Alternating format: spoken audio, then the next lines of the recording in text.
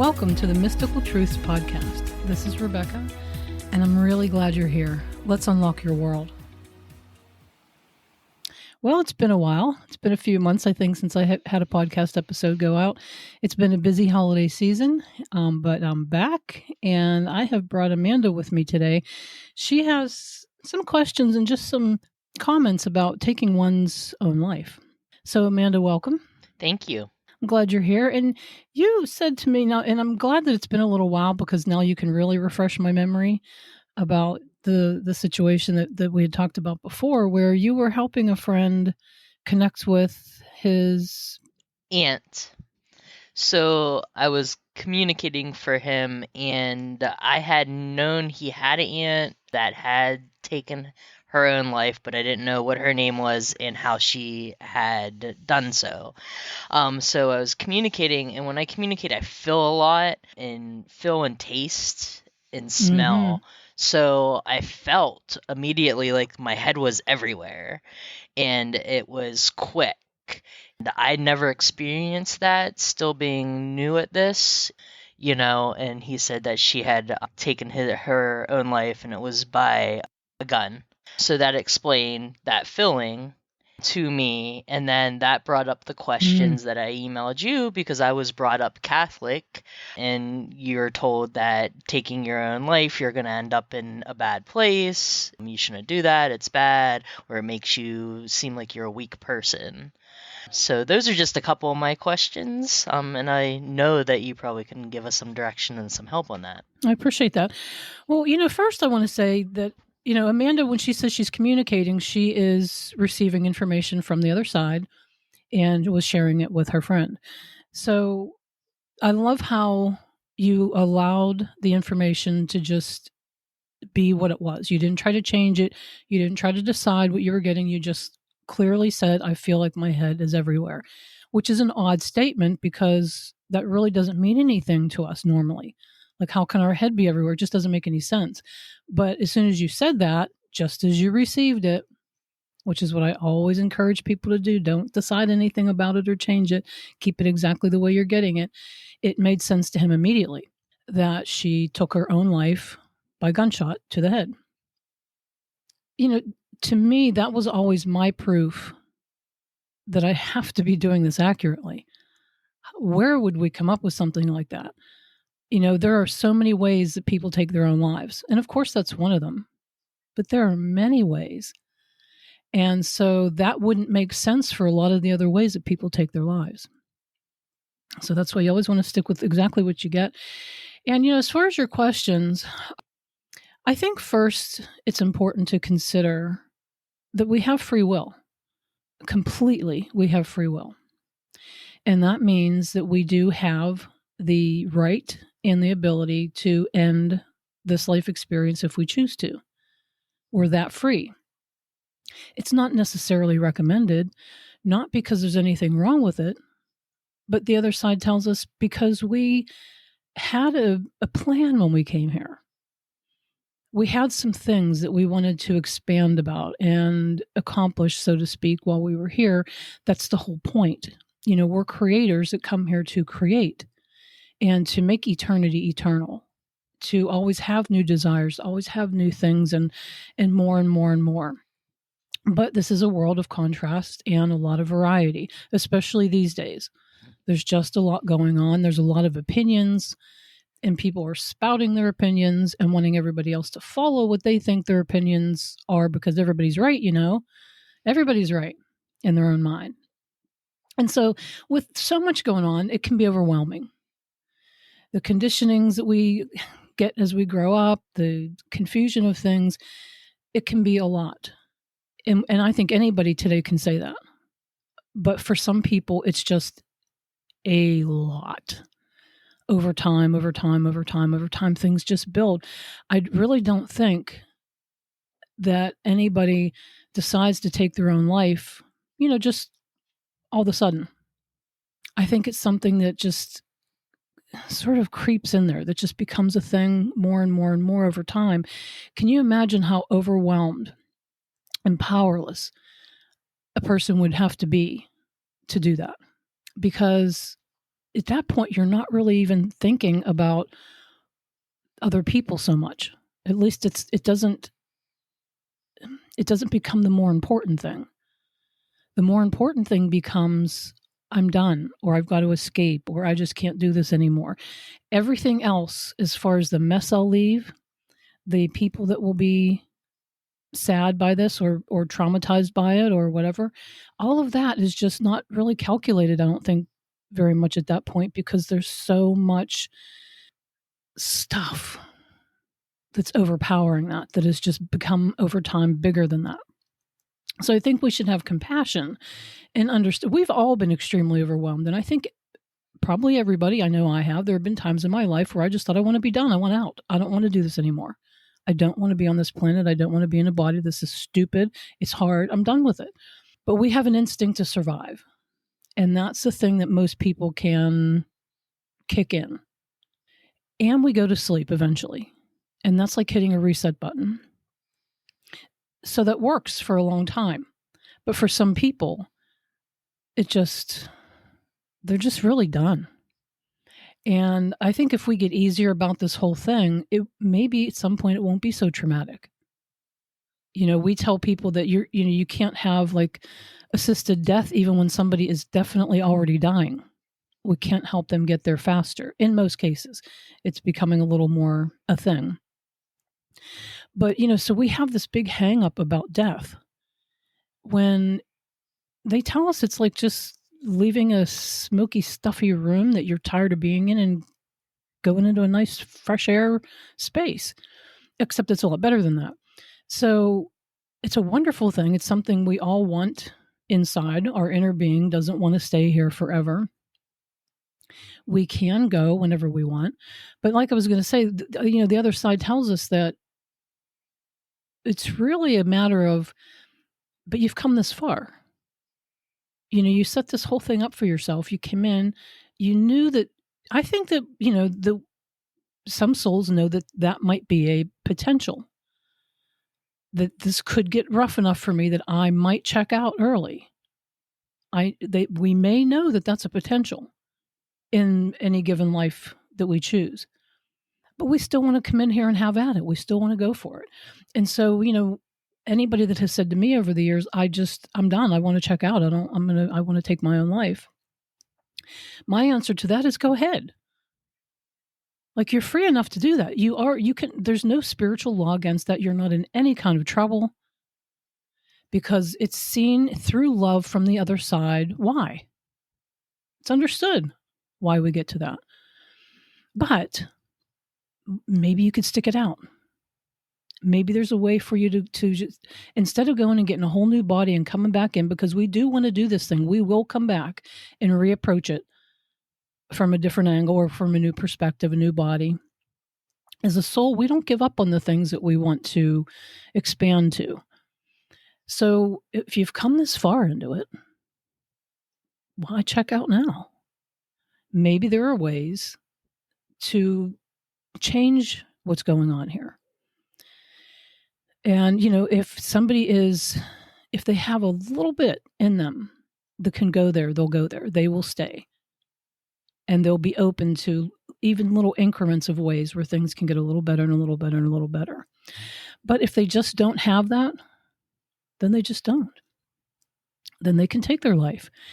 And when they tell us on the other side, when we do that, we generally, withdraw from the physical focus and think to ourselves, I could have stuck that out, but it's okay. We're more disappointed in ourselves than anybody else is or than anything else is. So it's well understood from the other side how we get to that point. And it is okay if we choose to, even in a traumatic way like that, where it could be very difficult for the people still here, it's all right. We're not in trouble for anything that we do here. But as a soul, we want to expand past all of that. Of course, we don't want to hurt other people. We want to be able to come in here and make it through a life without too much damage along the way. We know this is a big, messy place. We know there's going to be stuff. Every single one of us has hurt somebody else, whether we meant to or not. And so we can let ourselves off the hook. I think many people are much too hard on themselves. And that's why I'm saying over time, I think it just happens where people get to that place. But what was interesting was she wasn't sorry that she ended it like that, but what she was, and not even like and sorry, she just felt bad that she left so much chaos for everybody around. But then she had said something that was interesting, that was for you and me as well, meaning for him and the family around him and her as well. Like you had said about, it was known that it's something that could have happened.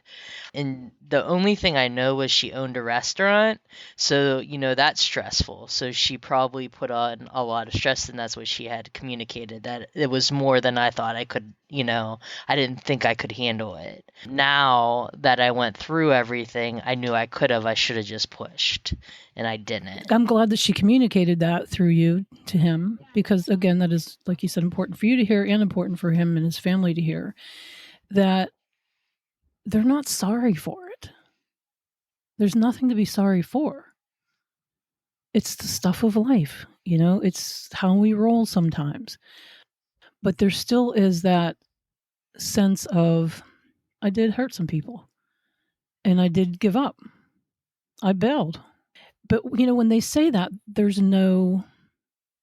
I don't believe there's any downer energy to that. I think it's just fact. I think it's taking responsibility, it's taking sort of ownership or whatever for, yeah, that's a thing. Like, I made those choices. I thought life got too big for me. It didn't, but I thought it did. I thought I was powerless. There are many times where people, for even financial reasons, maybe that was, the thing with her restaurant, where they just feel like they're just under a current they can't get out of. They're in massive debt, or they're in whatever, overwhelming over many things. And they just feel like the only way out is to check out.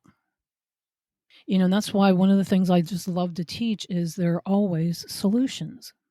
Always.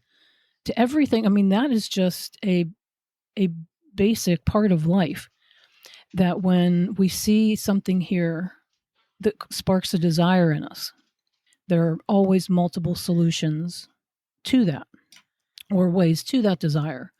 But if we have been convinced, or convinced ourselves, that that's not true, then we can't see them.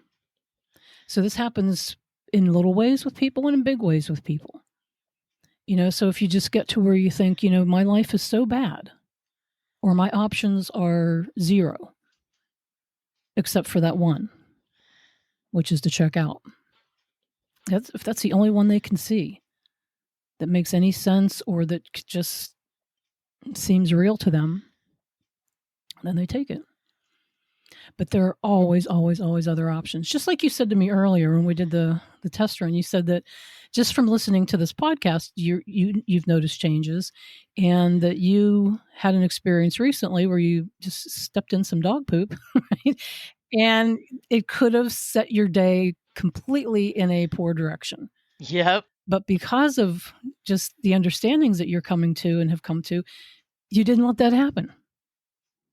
I cleaned it up and I went on with my day. It was Friday. It snowed a little, but it was nice, So yeah, I didn't let that over. I could have went, oh, this is gonna be horrible. I don't, I'm rushing around, whatever. But no. Yep, there's another sign that I'm screwed. There's another sign that my life sucks. People do it all day long, every day, and so you can see how little things like that can start to add up. Right. So now you really feel like, oh, this is just crap, literally crap, right? And then it's like a domino effect. Either direction you go with it. If you want to go in this is okay. I can clean this up. Not a big deal. This has no power over my beautiful day. That will domino. But you can very easily say, well, yep, that's a sign that my life is crap.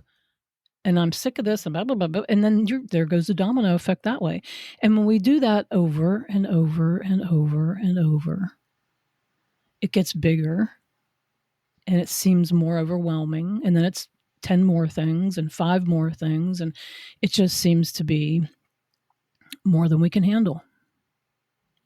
Which it's nice when people can catch it before it goes too far and reach out for help or some kind of guidance. But I've heard many people say over the years that we had no idea this person was even depressed. We had no idea that this person was even close to thinking about taking their own life. We didn't see any signs. Sometimes that is the case, where it's such an internal thing and we can keep the facade up that nobody sees it coming, which is okay. We get to do this life however we want. She said that she needed more time in the classroom. That she She said from the other yeah, side. she explained to me that she was taking classes and stuff that she should have took more or learned more before she came back. And she was too, how did she say it? She was too eager. Like, she came back too early, I guess, is what into a body, into experience too early, and without, like, she just wasn't ready, I guess, is what I understood about the conversation.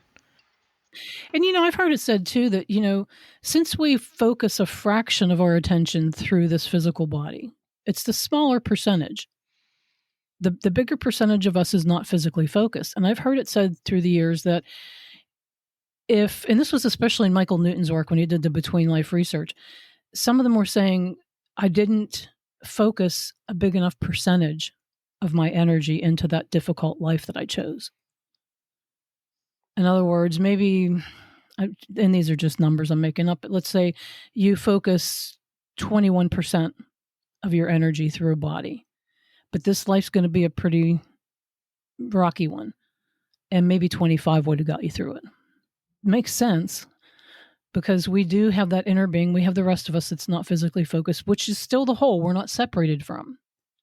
So in a sense, it's sort of like if I'm having this conversation with you, Amanda, and I hear something in my yard, I can still be here and have this conversation with you, but part of me is paying attention to what's going on out there in case it's something that I need to take care of. Right. So if I give it just a teeny bit of attention, I could miss some things. But if I keep talking to you and I give it just a little bit more attention, I get more data. I get more clarity on what's happening there. So we know what it's like to multitask. And that would be similar, I guess, to how this is with a soul. You have a percentage of you very intently focused through this human body into this life experience. And in this case, in our case, the percentage that's here in the body that we know is us right now is calling the shots. That's why, as much as her, for example, her inner being, I'm sure, was giving her plenty of guidance that said, you just don't have to bail. You can do this. I've got your back, all of that stuff. I'm sure guidance was streaming from that rest of her that would have preferred, her as a whole would have preferred to just keep on keeping on. But because we are actually calling the shots and we can tune that out, and we do it without knowing that we're doing it oftentimes, then we just make that decision all by ourselves. And so we make a decision that maybe isn't the best for us, but here we are, right? We knew that before we came in. It's sort of like the maze analogy that I've used before. Here we are in this big, living, breathing, ever-changing maze, and everybody else is in this maze, and we're all intertwining in this huge living maze. And we have eyes in the sky that are guiding us. There's a stream of well-being, a stream of guidance to every single one of us from our inner self and from others that is giving us a heads up about some things or just simply encouraging us. We can hear it as kids. We hear it very easily. We sense it. We just follow it. We don't know. We're like birds and squirrels. We don't know. We just follow it. We don't call it guidance. You don't hear kids say, well, I heard my inner being say, that it would be good for me to go and play with this kid right now. They just go and play with the kid because it lights up. It feels like a good idea. So the more we get in this maze, and I think the more conditioned we get and the more, things just get kicked up for us, we lose a lot of that connection. It's still there, but we're so focused and so distracted with what's outside of us here that we don't really hear or sense what's inside of us, which is that guidance. That's where it's at. All of life is guiding us, but the best, the most direct, I think, is coming from within us. So if we're just so crazy distracted outside of us all the time, what are we missing? Right? We're missing that voice that's saying, "No, really, you can do this." Right? Go talk to that person, or go take a nap, or look in your wallet right now. There's something in there that will remind you of something that will just, give you some kind of hope or something else to hold on to, or a new idea about something. But, like I said, it's our option here. We're free to tune that out or to let it in. So hopefully people listening to this will relate in that way to understand that it doesn't have to go to extremes here.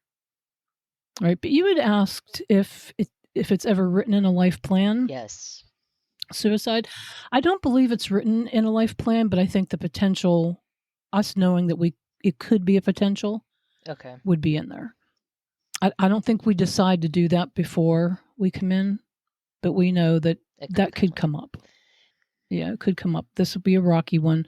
That could happen. And the other question I had was, people that do end their own life, do they tend to come back into the physical quicker? I bet that varies. In the experience that I've come across, I think they may come back, and I've heard often where they will because they just want to, get back at it. Well, I guess it's still fresh. But I think it would just depend. If you need a little more time, you need a little more adjusting or whatever before you come back in, I think it's very individual to each soul. And I think there's a lot of freedom in that. Everything that I've gathered over the years would tell me that it would be highly unlikely for a soul not to come back again after an experience like that. We want to get the job done. Not that it's a job, but that's just a phrase.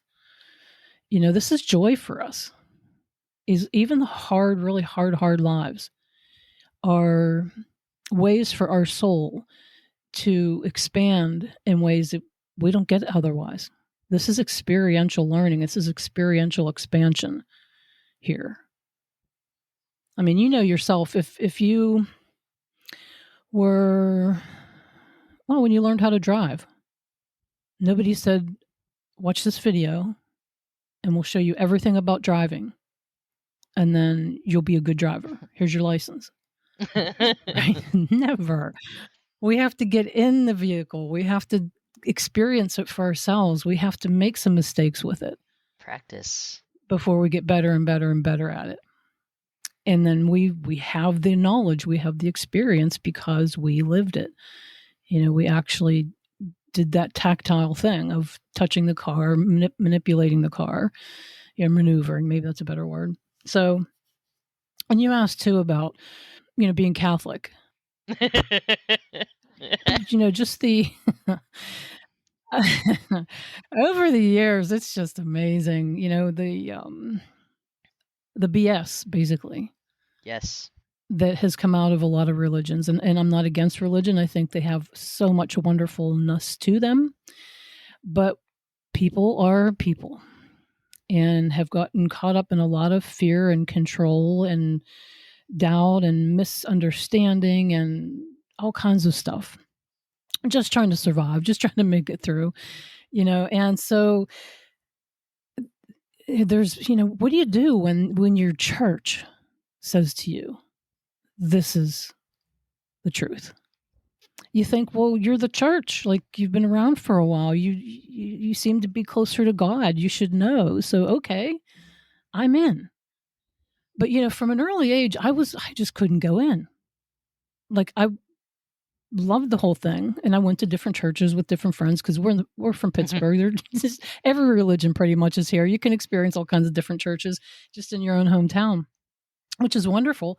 So I would go to different churches, and I would think, this is just kind of silly. That they're saying this at that church, but they're saying this at the other church, and then I hear about these other churches, and it just made me start to question, like, do they really have it right? And I think the basis is good. But anytime I heard things like, if you do this, you're going to this really, really bad place that you will have no control about, that just did not sit with me. It just made no sense to me at all. It didn't feel true at all. And anytime I heard, well, if you do something like take your own life, you're in big trouble. That I couldn't go there either. Because I thought, what feels true to me is that there's an ever present, ever loving intelligence. That feels right to me. That feels true.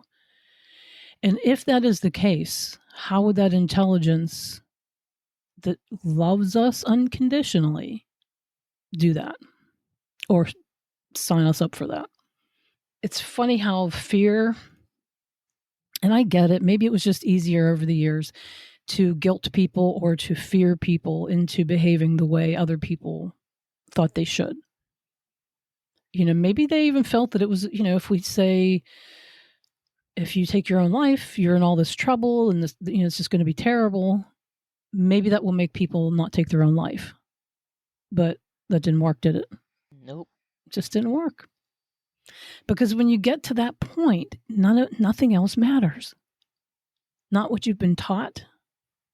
I've even wondered about, how people are. What do you think when you know you're going to die? And you have done some things, because we're human, we all have.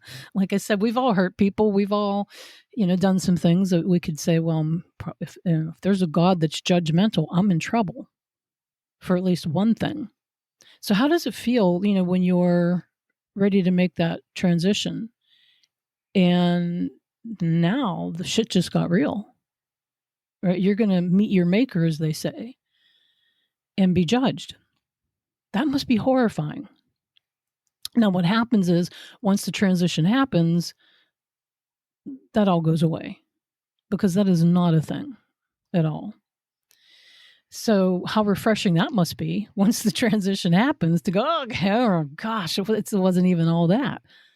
Like, I'm not in any trouble. There's no such thing as being in trouble.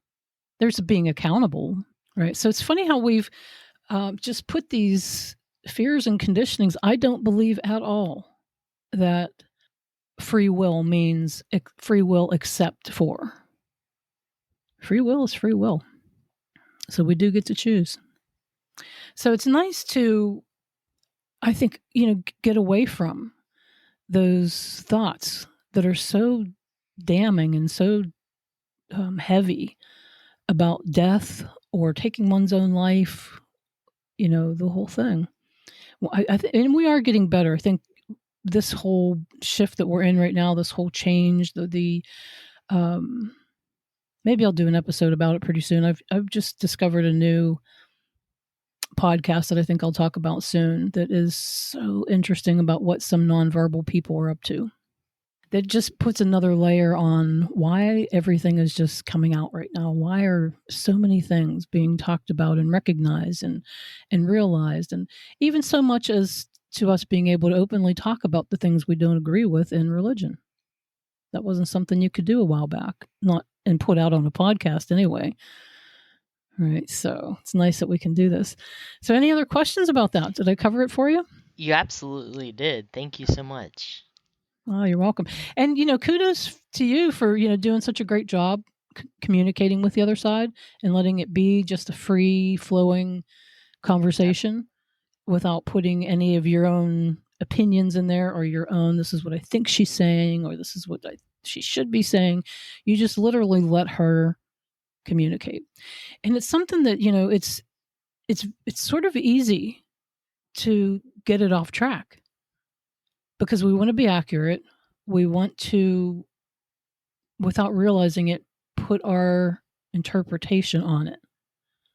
When if we just repeat, just be a parrot, and repeat what we're feeling or sensing or hearing, it stays accurate then. Absolutely. I feel So, like she was very what's the word, demanding, or like she wanted me to fill it, and she just was persistent that I mm-hmm. say it because I was like, I'm not gonna say this, and she's like, just say it, and I said it. I was like, I feel like my Mm-hmm. head's everywhere, and it just came out like that. So, learning from you, I've tried to just try to say exactly what it is because it doesn't have to mean anything to you. It's not for you. It's for the person you're Mm-hmm. communicating That's with. true. And 10 times out of 10 since I've done it and let it go, it's meant something to that person. So Yeah. you go with it. You can't argue with that. I think it just works out so much better because who are we to say what this should be or how it should be said or delivered or whatever? It's just makes sense to me that if we translate, it's just like if we're translating from one language to another. You just literally translate. You just say what they said in the English words. And so this is very similar, even with the emotion that you get with it, or any feelings or smells, like you said, or other sensations.